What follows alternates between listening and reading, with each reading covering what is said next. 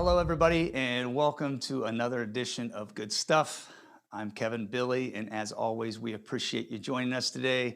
Hey, you know by now, we love your support and subscribing to this all platforms. And if you haven't, please get on over to social media, Twitter and Instagram at Coach Billy, Bille, Facebook and LinkedIn, private pages, Kevin Billy, and also the Good Stuff with Kevin on Facebook. A lot of the same material as the private page on Facebook, but you'll get a lot of clips and quotes and good information throughout the course of the week. Well, hey, we've got ourselves a mental performance coach again here today. We've had a couple of those, and we've even got some more coming in the future. She's also a speaker, and we are really excited to welcome Lauren Johnson to the show. What's up, Lauren? Hey, how's it going? Good to have you. We appreciate you being here with us today. Oh, thanks for having me. Well, hey, let's talk about let's drive into kind of what you do. You know, as I was just talking to you about a couple of people I met recently and some of these other ones, I'm not sure everybody maybe really knows, what a mental performance coach does, and more importantly, how valuable they are. Like I'm so, as we were also talking about, I'm just so intrigued, by this profession in general and the value add that you provide. So just give people a little bit of an idea. Yeah, so I mean, it's really common, right, to have a strength coach, to work on how strong you are and to build your muscles, to make sure you're agile, especially as an athlete, right? And so what we do is we work on the mental side of performance. And so we help to kind of build the skills and tools to be able to cope with anything that performance throws at us. And so that can be anything, from adversity to complacency to consistency, you name it. When it comes to the mental side, that's where we come in and we help provide some tools based on the knowledge of the brain and our neurology and all of that, to be able to perform our best regardless of circumstance. Yeah, I think that's probably why I'm so intrigued by it. It's like the mental coaches I've been around here recently, they know everything about me once they ask three or four questions, you know? It's awesome. Well, hey, sports has always been a passion of yours, just kind of knowing your background. What has it specifically taught you along the way? And then I'm assuming here, but I'm sure that kind of played a role in what you wanted to do then, right? Yeah. So, oh man, yeah. Growing up, I started playing soccer. I mean, at a young age. I feel like most kids did, right? Your parents put you in rec soccer, and so rec soccer was my sport when I first started, and I fell in love with it. And so I actually ended up playing soccer all through college, and there's a lot of reasons why I loved it. I think one, there was two aspects, and I wouldn't have been able to tell you this when I was younger, but as I've gotten older, I can look back and kind of connect the pieces. And a couple of the reasons why I think I loved it so much is it pushed me outside of my comfort zone quite naturally. And I enjoyed it. I Mm, had so much fun. There was so much, the challenge of strategy, the challenge of developing skill, the challenge of outsmarting the other team. All of that was something that I really enjoyed. And it challenged me on a level that made me just continuously want more.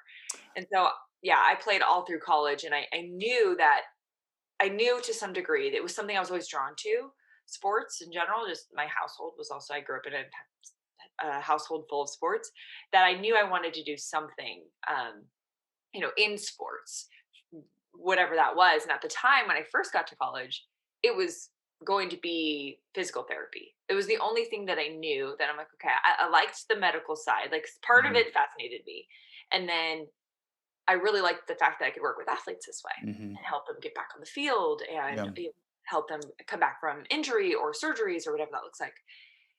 And so I did a couple internships in that, and there was just something about it. I'm like, there's a part of it I didn't totally love, but there was this one piece that I consistently would leave and go, wow, if I could find a way to do that by Mm. itself, that's what I would do. And I could never put a career on it. And it was, I loved my connection in my conversations I would have with my clients. So I would get, whether it was a CrossFit athlete that got injured and he couldn't compete, or whether it was, a football player that, tore his ACL and was coming back, or whether it was a swimmer who had shoulder issues, those connections that we had and being able to have those conversations about how they were feeling Mm. about the injury, how they were thinking about themselves through the injury and getting back out there on the field. That's where I found a lot of like, that's where my passion just kind of lit up. Right. But I didn't even know sports psychology was a thing at the time. Yeah. So for me, I was just like, well, maybe this is just the job. Yeah, right. Yeah, that's really cool. And I want to back up to something you said, and even at the end there, I think it is so crucial. We hear it all the time, but do something that you enjoy and you're passionate about. I'm a GM of this small company now, and the secret sauce to me is, do they enjoy it and are they good at it? Like I'm good at doing the dishes, but I don't enjoy doing the dishes. You know what I mean?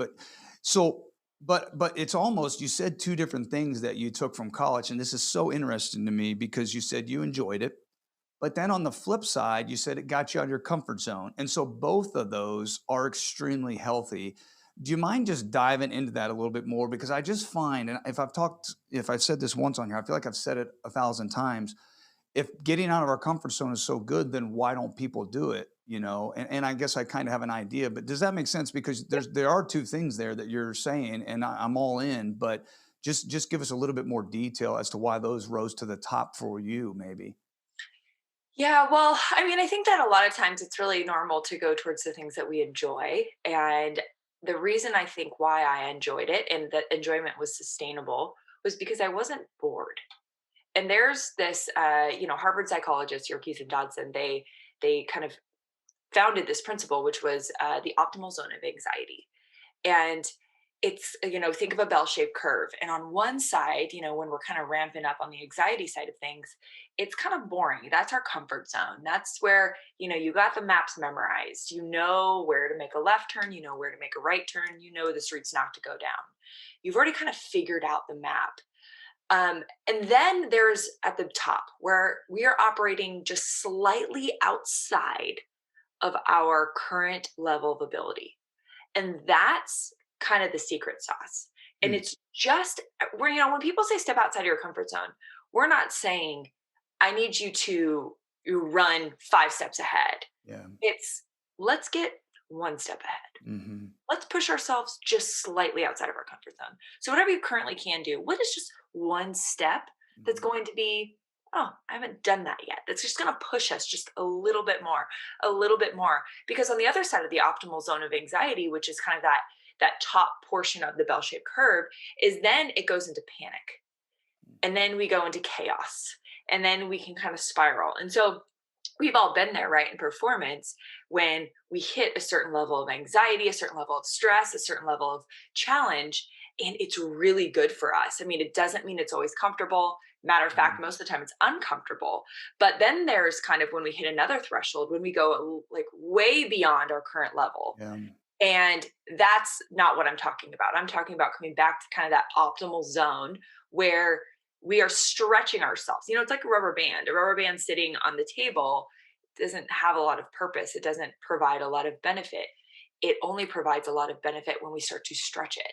And so Yeah. when we stretch ourselves to the point where we're not breaking, but we're just stretching, that's where we can start to uncover this, or I should say, grow that zone and kind of grow. And I call it the growth zone. That's where we enter the growth Hmm. zone. If you're a little uncomfortable, if fear is present, if we are maybe a little uncertain, like to me, I just tell myself, Lauren, you're in the growth zone. That's right. A Yeah. good thing. And so I've kind of rewired my brain that when I feel that discomfort, I don't run, I don't avoid, I remind myself this is a good thing. Yeah. And one of the questions you ask is, why do we stay in our comfort zone? It's not entirely our fault. I mean, our brain is wired for Hmm. comfort, it's a protection mechanism. Hmm. But the problem is, a lot of times, what our brain does is it tries to protect us when we don't need protecting. Yeah. And so that's why we have to do a good job of kind of auditing the data that is coming in, that discomfort you're feeling, the feelings of fear, all that stuff. Like, feelings are not facts, those are just data points. Yep. Yep. And so making sure that we're interpreting the data in a way that's beneficial to performance, that's beneficial to our growth, not just an avoidance of that discomfort, because comfort isn't always good and discomfort isn't always bad. Comfort can lead to complacency. Comfort can lead to, taking your foot off the gas, and discomfort can lead to, growth. And what I always say is you can't be comfortable and grow at the same time. Yeah, that's really good, man. There's so much in there. Boy, that's yeah, that's what I'd call good stuff. It's almost like you know, f- babies, they got it all figured out, right? I mean, if we were just like that all along, and I think you said a couple things that I want to point out here, Lauren. Like, I think defining it is crucial. What you just did there. I love the one step ahead instead of five steps ahead because I just think it's like that almost how to eat an elephant theory, if you will, just one bite at a time. And I really want to follow up with you on this, the boredom part, and I'm going to get into the Yankees and that all of that experience for you, but do you agree or disagree when I say, and by the way, I get out of my comfort zone and all these things, this craziness you're talking about, getting my kids out the door in the morning and every night at bedtime. So I think I'm checking the box twice a day there. It's crazy. Um, do you agree with, if I were to say, to my 13-year-old son, it's easy to work out on the days you feel like it, and it's the process is boring. Embrace boredom. Yep. Or do you feel as if like there's no such thing as boredom to these professional athletes or whatever? They just know that's part of the process. Which one is it to you? So this is great. And this is something, what you just described is a reason why I love this field so much, is that when people say, oh, we'll never do this, I just don't agree with that word. A lot of the times I have a really hard time saying never in this field Yeah, because there's always a time for something. And the more important question, I think, is what is beneficial? Like, where's the benefit?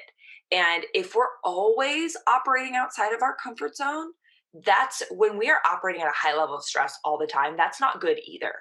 And so there's a nice level when we sprinkle in like a proper dose of discomfort, a proper dose of stepping outside of our comfort zone.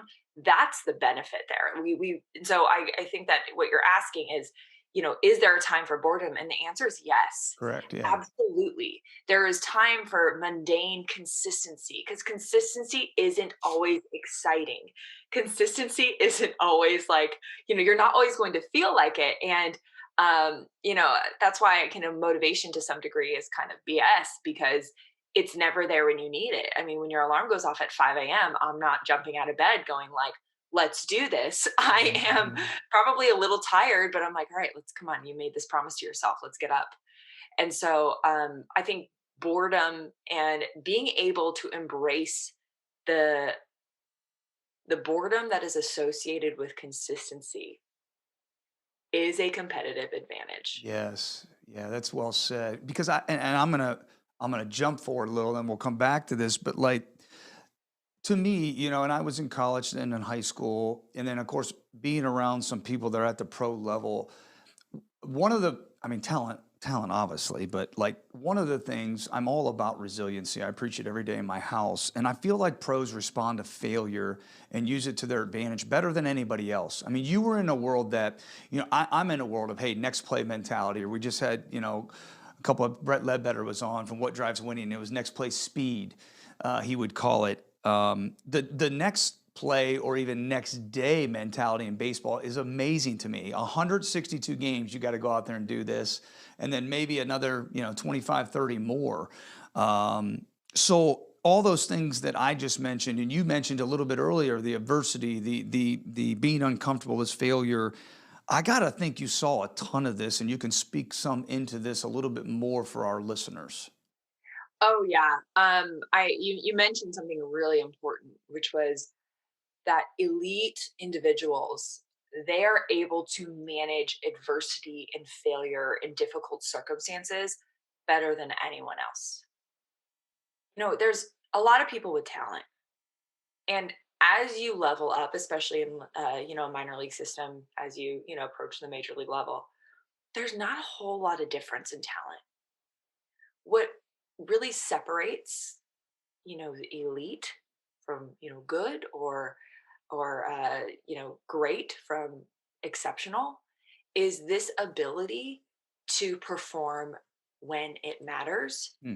and in really difficult circumstances. And I'll give you an example. I actually had a player who came to me, he was really upset because he actually got sent down and he didn't agree with the move. And he's like, there's so many, I'm so much better than all these people up there. And whether or not that was true, I asked him, I said, okay, let's pretend. Okay, let's pretend you're in the World Series, game 7 World Series, and you're pitching. I said, the catcher goes down. Okay.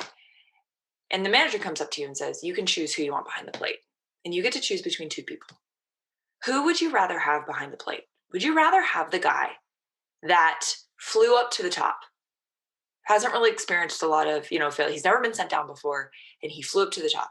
Or would you rather have somebody that has had to battle getting sent down, getting sent back up, dealing with failure, dealing with adversity, dealing with obstacles to get where he is now?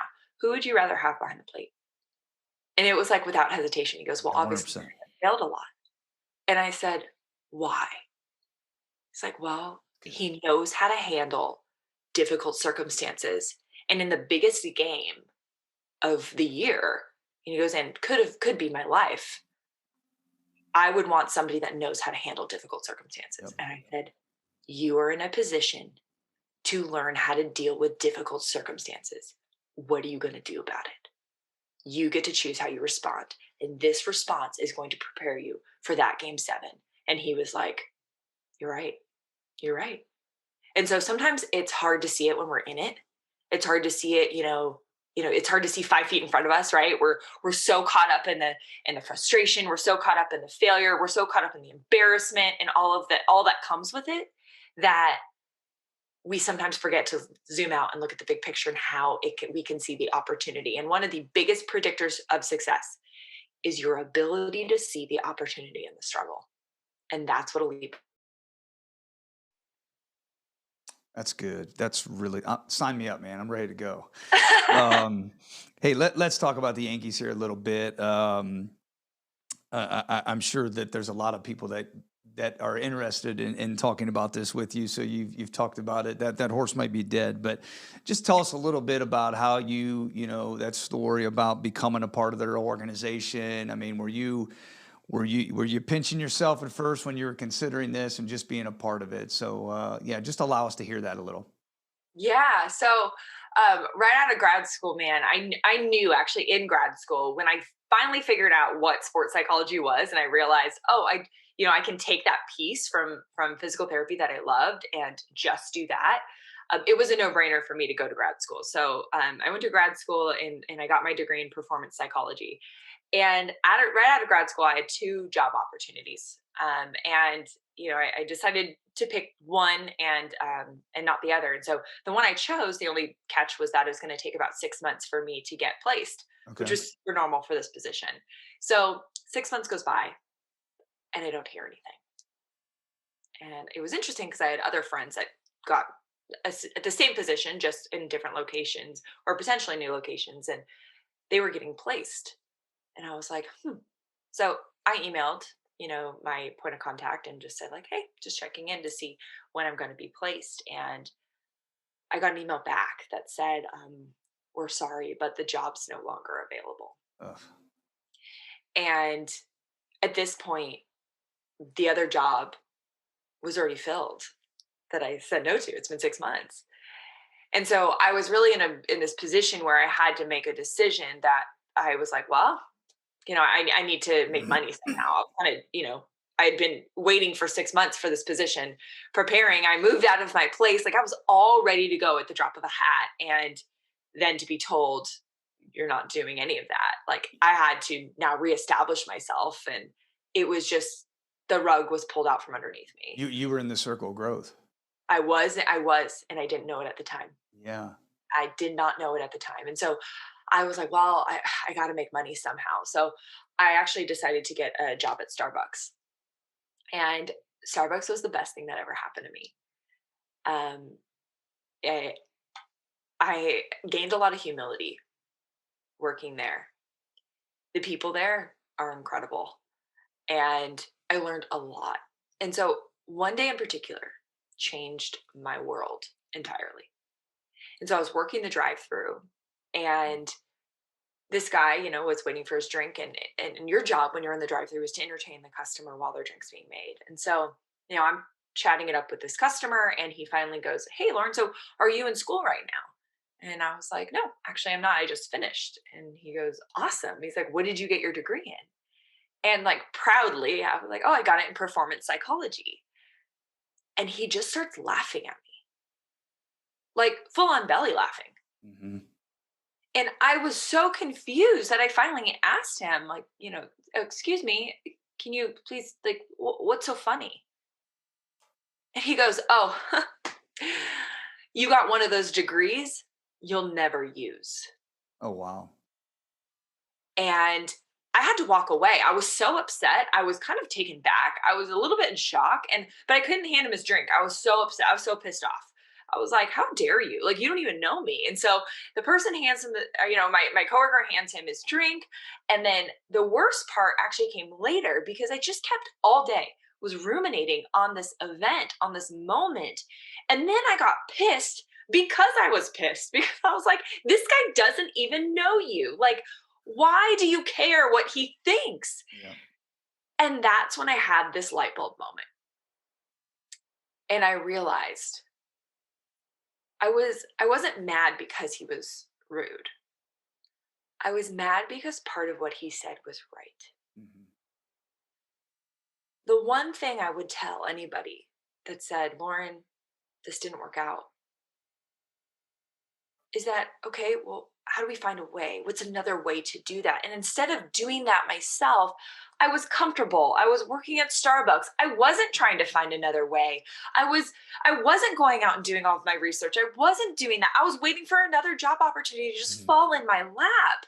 And so then I realized that this guy told me something that I wasn't willing to admit to myself. And so I looked in the mirror and I was like, "Lauren, if you want to be one of the best mental coaches in the world, how the hell are you going to do that if you can't take your own advice?" Nice. And so that night, I Googled how to start your own consulting company, and I started my own consulting company. And I built for the sole purpose to build my resume so that when a job does come along with an organization, that I'll be ready for it. And after a year of grinding it out, working two jobs and just, trying to get as many clients and get in front of as many people as I could, I got the opportunity to interview with the Yankees, and I got the job. Wow. What a And so story. then I spent 4 years as the mental conditioning coordinator with the Yankees, and I was a part of a team of six. And just recently, about 3 months ago, um, I decided to go off on my own. And so, talk about full circle. Now I'm back to consulting and really enjoying it.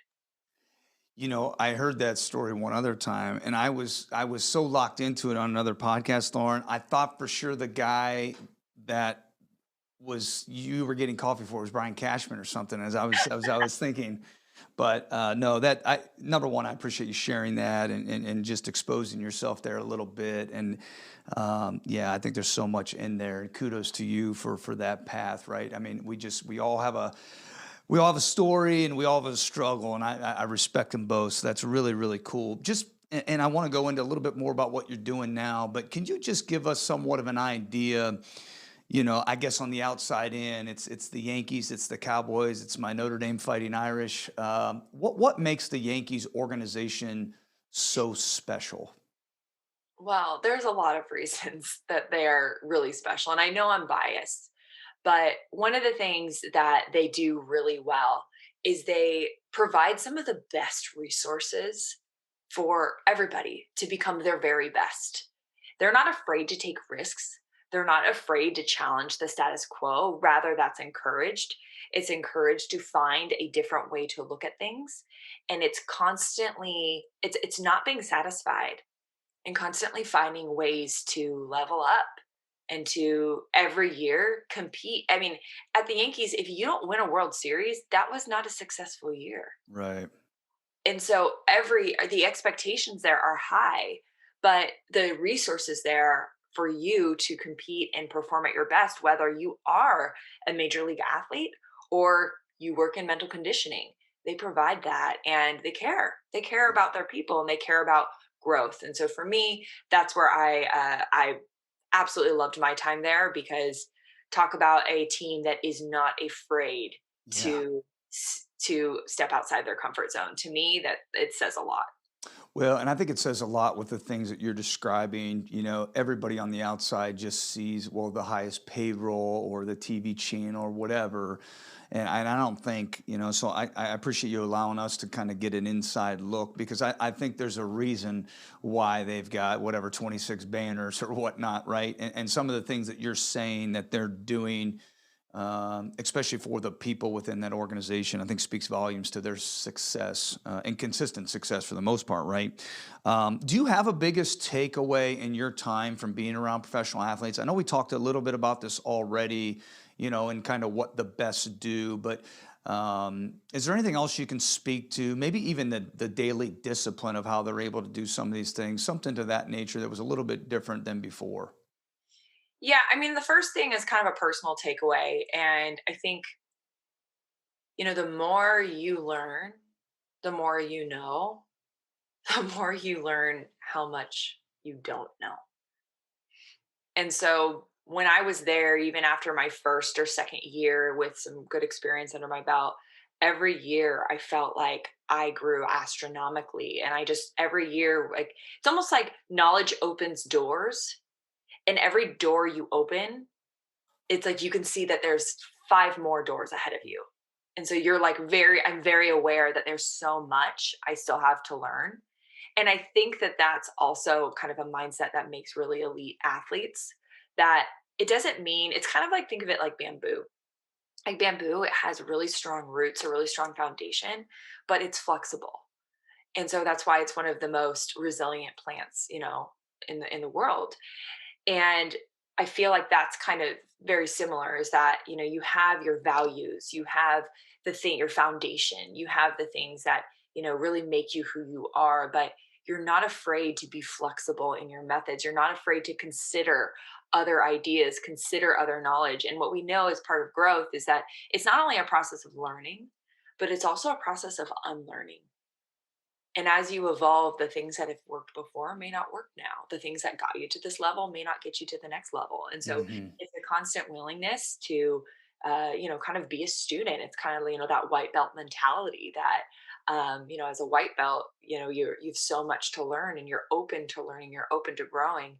And so I think that's what some of our athletes do really, really well. And speaking to the consistency piece, it's kind of like this idea, and I heard this idea actually through Trevor Moad, and it's it's kind of this illusion of choice, right? That if you want to be great, you think you have a choice, but you really don't. And the example he gives is between like chips and an apple. If you want to be elite, there is no choice. You're going to eat the apple. And so it's kind of like this extreme commitment to becoming the best version of yourself requires that consistency and commitment to making the choices that improve you. And I think that's what they do really well. That's good. Yeah. Well, the Florida event I was telling you about, they talked about that white belt mentality. I love that. It's really good. And the bamboo tree, I hope I'm not mistaken here, but that's the picture I used to have in the locker room about how that would take like 3 years to grow, right? I mean, Yeah, depending on that the type of bamboo, some of right, them right, right. Yeah. 5 years to Yeah. even break the surface. Yeah, so that's really cool. I want to go back a little bit to failure because I think this is so crucial. Even if I'm playing this for my boys, could you share maybe some best practices or tools that you found to be helpful? That maybe one or two things that people can deal with failure in a better way. Yeah, so to me, one of the most important things about failure is being able to reframe it. And to me, that's really a big skill, because my first question would kind of be, when we look at failure, a lot of people just want to simply eliminate it. And yes, I think everybody's goal would be to not fail. However, what we know about growth and continuing to improve is that failure is a part of that process. And so it's probably going to happen. And it's not a bad thing.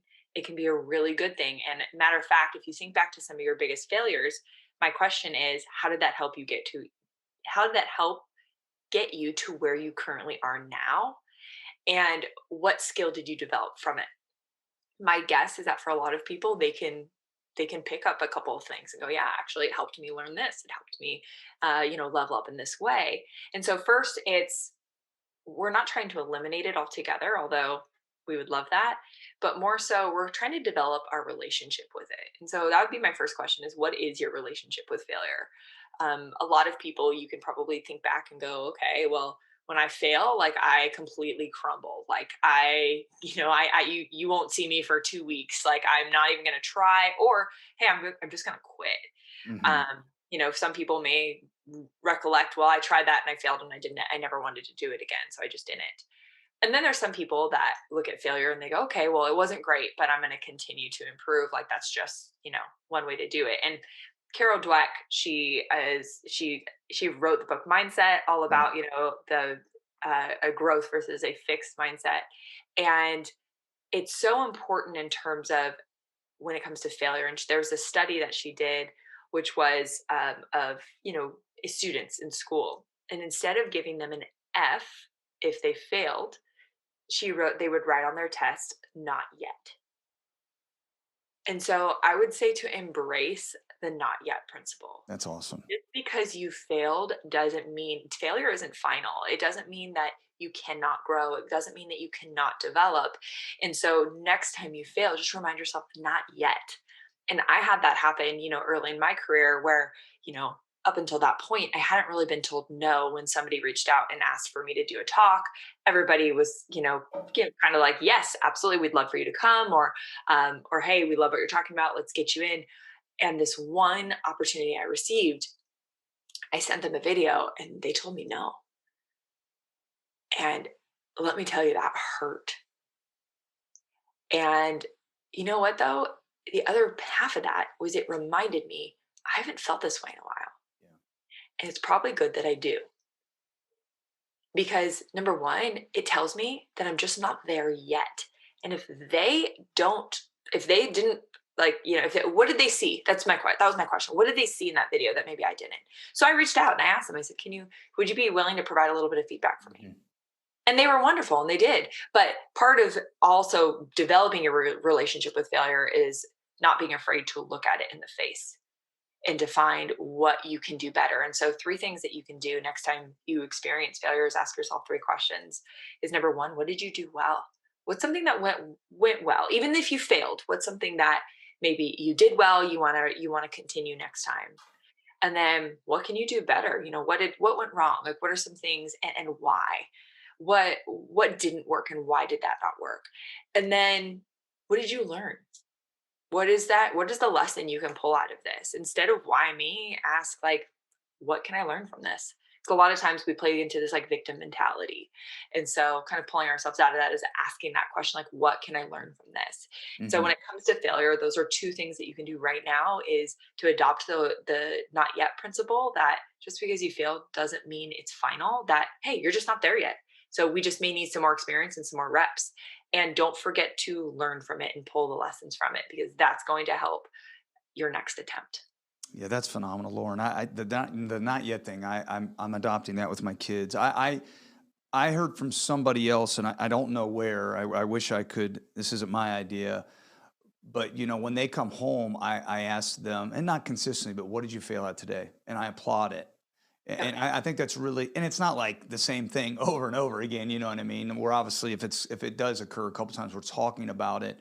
But I hope that helps them respond a little bit better to failure when it happens and know how healthy it is. Because I can sit there and say it's great. Yeah, they got to live through it. But the not yet thing's good. Your three questions are phenomenal. We talked about Bernie Holiday, off the air. He gave a 3-2-1 exercise. Hey, what are my, and this is something that maybe you do, when I came home from that event, what are my three ups? What are my two downs and what is my one takeaway? Very, very similar to what you're saying, I think. And I think it does. It provides some clarity. It provides some competence, and it provides some confidence moving forward too. I think, and so, yeah, those are really really good. I'd be curious to know with you habits, routine. With your background and experience, my assumption is that this is a big daily discipline in your life. Yes, no, good and bad of that, please. Absolutely, yes. I definitely am a routine person. And I'm even like dialing it in even more. What I realize actually in my own journaling is I'm realizing one of the things I need to improve on is my boundaries. And so, for me, I'm Excellent. actually reading this book called Boundaries and by Henry Cloud, and it's all about, the power of saying yes and the power of saying no. And I know that's an area I struggle. So even, I think the best, mental coaches, I mean, you name it, you name the field, not just mental coaches, are constantly evolving and refining their own practice. And so Hmm. I know for me, that's an area through my journaling that I do every day that I'm starting to realize, ooh, that's my better. That's been my better constantly. So Hmm. a couple things is that I actually my routine starts the evening before, and it's actually right behind me. I write out all the things I have scheduled and then all my priorities for that day in order of priority. And Hmm. so I don't go to number 2 until I finish number 1. I don't, go to number 3 until I finish 1 and 2, and so on. And that way when I wake up in the morning, it's not a question of what does my day look like? I've already I've already established that the night before. And then in the morning, what I do is I go downstairs, I make a cup of coffee, and I light a fire and I read. Well, right now it's winter, so you can't do that. In the summer, I won't be doing that. But I read for at least 20 minutes every morning, and then I journal. Hmm. And that journaling process really kind of prepares me and starts me for my day. And every once in a while, I haven't been doing this as often, but I will meditate as well, Hmm. kind of on some of the journals, and I'll just kind of think about like my day and what do I want to Yeah, accomplish, and I'll meditate on it. I love it. Do you put, you mentioned like 20 minutes of reading, your priorities? Let's say, for example, today you got three. Yeah. Do you put time to those priorities? Because for me, I'm chuckling because I do this kind of similar to you, Lauren. But like I'm of the 6 to 6:10 gratitude exercise, 6:10 to 6:20 cold shower, 6:20 to 6:40 get the kids ready. That's my basketball schedule, and I've even got better at like 1 to 2 this afternoon, wasting time or whatever it is. And I know I got to get away from that a little bit because it's so.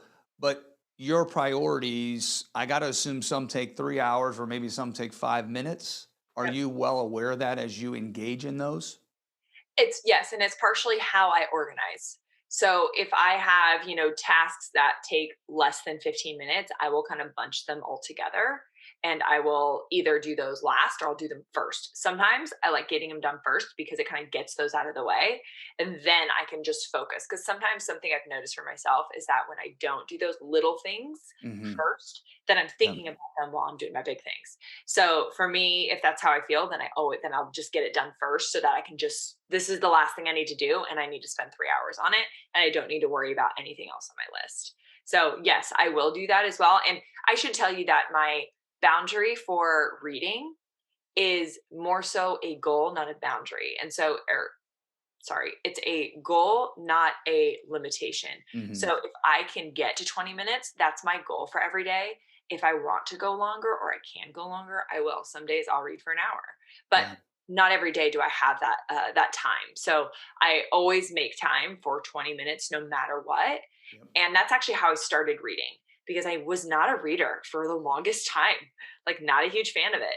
And so I was like, you can do it for 20 minutes. And so for whoever's listening, if you want to start a goal, it may be 5 minutes, it may be one page, That's but right.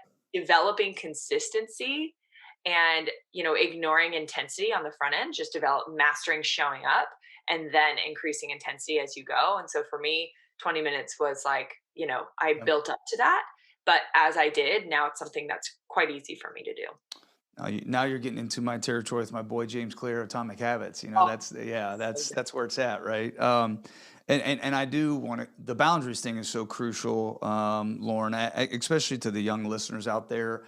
I wish I would have had more in place when I was 23, because now that I'm 43, I feel like that's given me a lot of security in a lot of areas of my life, personally and professionally. So that's crucial. I know when I talk to people, one of the biggest things they say too in your life, have these truth tellers. But I think, the thing that I can tell already in talking with you is you ask great questions. And how important is that for all of us to find somebody in our life? Yes, we don't want people to be bobbleheads. We need to be told the truth. But I think when you're asking these questions, you're self-discovering so many things about yourself that you might not, you might know the answer, but you might not even have known that until these questions have arose. And so that's got to be a crucial part of what you do. And I would think that once again, we need that in our life. We need somebody to do that. Am I correct in thinking that? Yeah, because I think that part of having like a growth mindset is also knowing that you have blind spots. Is that it's like, when you're driving, we have blind spots. You know the car's there, but you can't see it.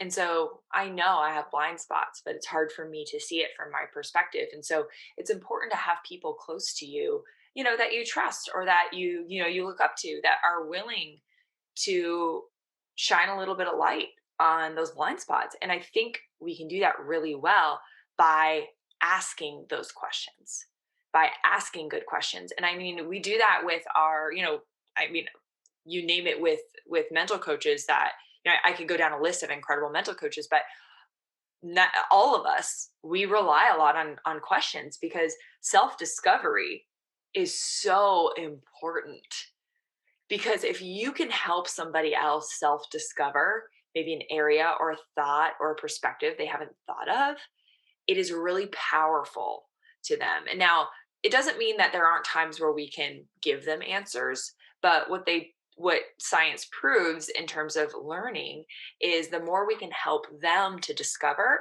the easier it is for them to learn and to hold on to that knowledge. And so, the who I think it was Tony Robbins that said it. If you Mm, want better answers, ask ask better better questions. questions. Yeah. Yeah, that's good. Let's before we get here in the heated rapid fire three questions here. Just tell us a little bit about what you're doing now. You alluded to some of this earlier, and just kind of what it was like to leave that Yankees organization, go out on your own, and how that was, and ultimately why you did it. I think you've touched on some of these things. Don't get me wrong, but just go in a little bit more depth as to what that is, please. Yeah. Well, I'll tell you right now, it wasn't an easy decision. Working for the Yankees was a huge honor that I had, and I loved my job.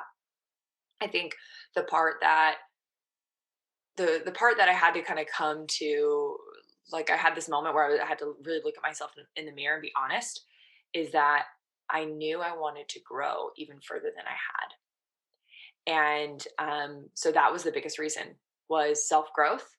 And I knew that if I wanted to do that, that it wasn't going to be with the Yankees, and which was a hard realization for me to come to, because just to give you a little perspective, when I got that job, I thought that was like I was going to be a lifer. So for me, that was it was not easy, and actually, I ignored it for a while because I was like, "No, I'm good. Like, we're not going to listen to that." But ultimately, I knew I couldn't lie to myself, and I was like, "You know what? We got to take on this next challenge." And so, for me now, what I'm doing is, like you said, well, actually, I should rewind a little bit. So after I made that decision, I'm super lucky to have worked with people that, my director, my associate director, and my coworkers that were so supportive of me, taking that leap. And, at first, one of the biggest, toughest parts of the transition was the identity piece. Mm, And I feel mm, like a lot of athletes feel this way too when their career ends, is mm. that a part of me was worried about was I going to be good enough without the Yankee name? Were people gonna look at me and go, think different of me because I wasn't with the Yankees? Like, was I gonna be as valuable to people without the Yankee name next to mine? And I had to have like a really hard talk with myself almost, and Yeah. like I would with an athlete, and go, Lauren, the Yankees don't make you better, you do. That was not the Yankees' responsibility. That was your responsibility. And no matter if you have the Yankees or any other name next to yours, that title, the title's awesome, of course, but it's not what makes you good. You are not your role, your title, your sport, or the result of it. It's who you are that makes what you do so special. And it was that realization that I was like, oh no, we got to talk about this. And I actually wrote a whole post on it. And I reintroduced myself and I said, Lauren Johnson, mental conditioning coordinator for the New York Yankees. is now Lauren Johnson and proud of it. I was like, and for those of you that need that reminder today, you are not your sport.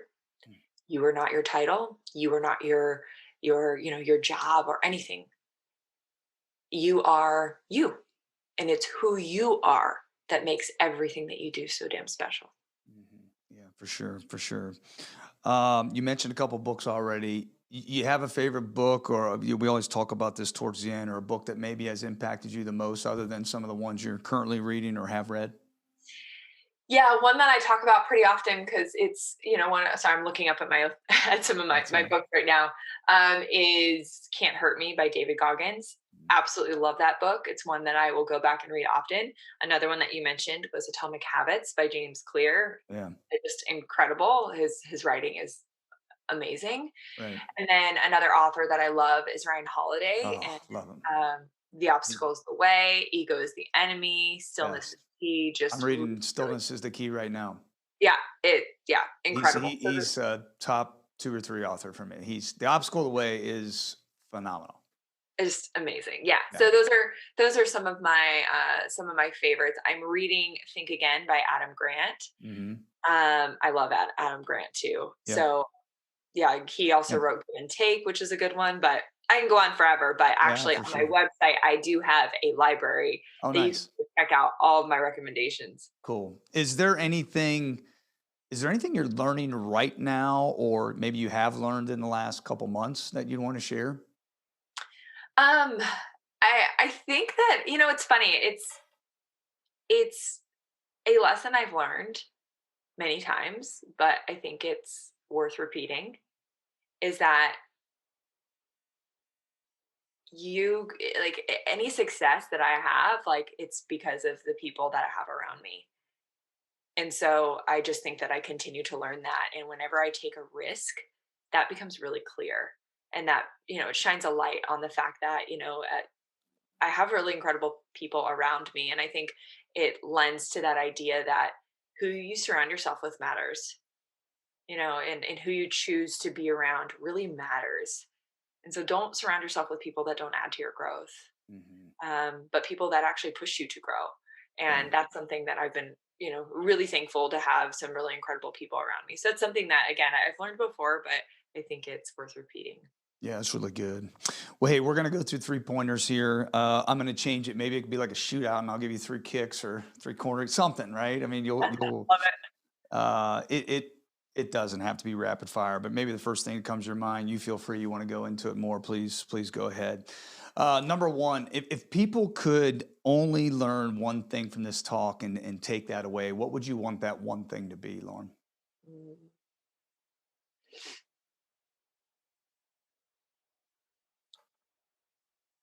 I would hope. I mean, there's a couple things, but really the main thing is that I would hope that you can understand, or that people take away the fact that, your mind isn't fixed.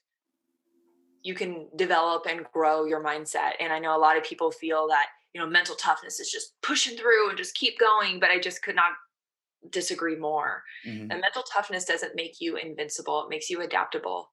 And so we can build adaptability by building some of these skills. And I think it starts with self awareness.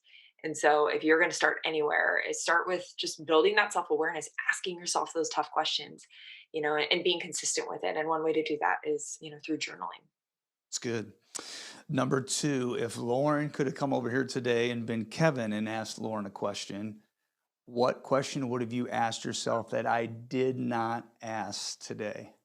Oh man, that's a really great question. Oh man, probably. I think it's because I asked this question because it was something that took me a long time to admit to myself is, do you believe you have to be perfect to be successful? It's good. And my It's answer good. to that is hell no. I didn't understand that growing up. I thought I had to be perfect. I thought I couldn't make mistakes. I had to be number one.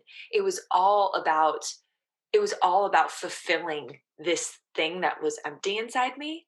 And what I realized is that until I do the work inside, anything outside doesn't Doesn't matter. matter. and that if my worth is constantly based on results, that it will always be temporary.